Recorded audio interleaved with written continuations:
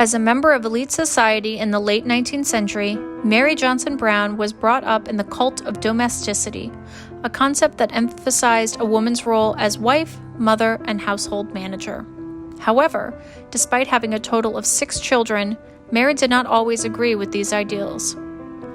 So far as I can make out, I suppose it must be a woman's duty to go on having children every year, even if it kills her, and she knows it will do so, and if the Almighty will have it, no one ought to complain, but it requires an effort to be resigned.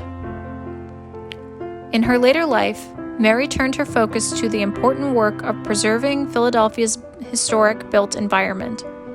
She served on the board of lady managers for the preservation of Independence Hall and helped protect historic structures in Germantown as a member of the National Society of Colonial Dames and the Germantown Site and Relic Society. Catherine Hendry served a key role in this cult of domesticity as a nurse of Mary's young children in the 1870s. Among her duties were bringing the children meals, making beds, sweeping their room once a week, taking them for walks, bringing their bath water, and bathing them as necessary, and helping Mary care for them on Sunday, should she be present.